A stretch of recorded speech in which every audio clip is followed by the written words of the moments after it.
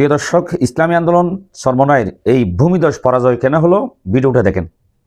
একজন বিএনপি নেতা আমাদের আমিরকে বলতেছে, আমিও পাশে ছিলাম, যে আসলে আপনাদের ইসলামী আন্দোলনের হাত পাকার জামাতের চেয়ে অনেক অনেক বেশি ভোট। একজন শীর্ষস্থানীয় বিএনপি নেতা বলতেছে, গ্রাম পর্যায়ে তো আমাদের প্রচুর ভোট। এই যে জনাব মুসাদ্দেক বিল্লাহ মাদানী, উনি যে স্বীকার করে নিলেন যে বিএনপি আমাদেরকে এ কথা বলছে, জামাতের চেয়ে ইসলামী আন্দোলন চরমনাইয়ের ভোট বেশি। এই কথা দ্বারাই তো ইসলামী আন্দোলন ধ্বংস হয়ে গেছে। সামান্য একটা সেন্টেন্সের কারণে আজ ইসলামী আন্দোলন ধ্বংস।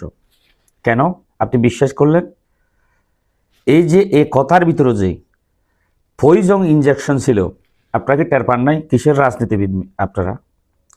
এই কথার মধ্যে যে এটা কিন্তু দেখতে মধুর মতো কথা, দেখতে আপেলের মতো, আঙ্গুরের মতো, কিন্তু এই কথার মধ্যে যে বিষক্রিয়া ছিল, কেন আপনারা টের পেলেন না? এখানেই তো ইসলামী আন্দোলনের মৃত্যু ঘটে গেছে। কিসের রাজনীতিবিদ আপনারা? এই কথার মাহিত্য বুঝেন না যে জামাত ইসলামের চেয়ে আপনাদের ভোট বেশি। তার মানেটা কি? জোট ভেঙে দাও, আপনারা একলা চলো, বিএনপি মজা মারবে। এ কথা বুঝতে কি বেশি জ্ঞান লাগে? আর যে আমাদের জনাব মুফতি ফৈজুল করিম যে আতর মাখামাখি, এনি বলছিল ভণ্ডপীর আওয়ামী লীগের দালাল, এরপরে বলছিল যে 14 আওয়ামী লীগের নির্বাচনে অংশগ্রহণ করেছে, 18-তে করেছে, 24-এ করেছে। এ কথা বলে পীর সাহেব চরমনাইকে যেভাবে তুচ্ছ তাচ্ছল্য করেছিল, এই এনির সাথে মাখামাখি, মানে ওই যে মির্জা ফখরুলের সাথে আতর মাখামাখি। কেন রে ভাই? জামায়াত ইসলাম যে আপনাদেরকে যে সম্মান দিয়েছে, যে মর্যাদা দিয়েছে, বিশ্বের ইতিহাসে আর কোনো নজির দেখাতে পারবে না। আমি যুক্তিদার করাচ্ছি, শুনেন। জামায়াত ইসলাম আপনাদেরকে বলতো যে আপনাদের 3-4% ভোট আছে। এ কথা বললেই Gazi Ataur Rahman, assistant secretary general, উনি মাথা গরম হয়ে যেত। কি বলি, আমাদের তো 17-18% ভোট আছে, এরপরে আমাদেরকে কেন জামাত 3-4% ভোট আছে বলে? তো জামায়াত ইসলাম আপনাদেরকে 3-4% ভোটের হিসাব করে আপনাদেরকে 50টা আসন দেয় নাই। আমি 50টা কেন বললাম? 47টা আসন আপনাদের সাথে নির্ধারিত ছিল, আরেকটু দর কষাকষি করলে 50টা পেয়ে যেতেন। এটা 100% কনফার্ম। 52টা পর্যন্ত আপনাদের সীমাবদ্ধ ছিল, আমি খোঁজ নিয়ে দেখেছি। এখন আপনারা এই যে 52টা আসন দেওয়ার অর্থ কি? 8-9-10% ভোটের সমান মর্যাদা আপনাদেরকে দিয়েছে।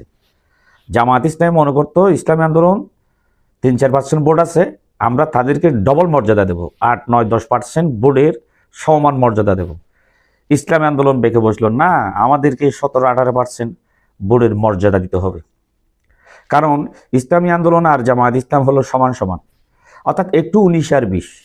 তো তারা 150 নিক, আমাদেরকে 100 দিক। তাদের দাবি ছিল এটাই, কম বেশি হইতেই পারে। আর 17-18% ভোট আছে তাদের, এই মর্মে, এই বিশ্বাসের উপর দাঁড় করিয়ে জামায়াত ইসলামের উপরে প্রচণ্ড প্রেশার ক্রিয়েট করেছিল ইসলামী আন্দোলন চরমনাই। তার ভিত্তিতে 143 আসন গ্রেট। আচ্ছা, মোসাদ্দেক বিল্লাহ মাদানী 5,000 ভোট পাইল, আর জামায়াত ইসলামী 1,14,000 ভোট পাইল। এটা কি এ গ্রেটের আসন?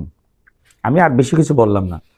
আপনাদের এ গ্রেটের আসন ছিল লক্ষ্মীপুর 4 আসন, খালেদ সাইফুল্লাহর আসনটা, কমলনগর। তো মুফতি খালেদ সাইফুল্লাহ উনি 22,000 ভোট পেয়েছেন, জামায়াত ইসলামী পেয়েছে 73,000। আর যিনি বিএনপির কি নাম, যে ওনার নাম আমার মনে আসতেছে না, উনি পেয়েছে 91,000। তাহলে এটা কি গ্রেট? সবগুলো এইরকমেরই। শেষ পর্যন্ত ভোট পেলেন 1.3, অর্থাৎ 1%। তাহলে জামায়াত ইসলামে মনে করতো আপনাদেরকে 3-4%। তো জামায়াত ইসলাম যা মনে করতো তো তার চেয়েও তো আপনারা কম পেয়েছেন। এই জন্যে জামায়াত ইসলামকে বারবার 17-18% ভোট পাবেন এই মর্মে জামায়াত ইসলামের উপর প্রেশার ক্রিয়েট করেছেন। জামায়াত ইসলামী দিচ্ছে 8-9%-এর মর্যাদা, আপনারা খুঁজতেছিলেন 17-18% ভোটের মর্যাদা, অর্থাৎ 100 আসনের সমান মর্যাদা।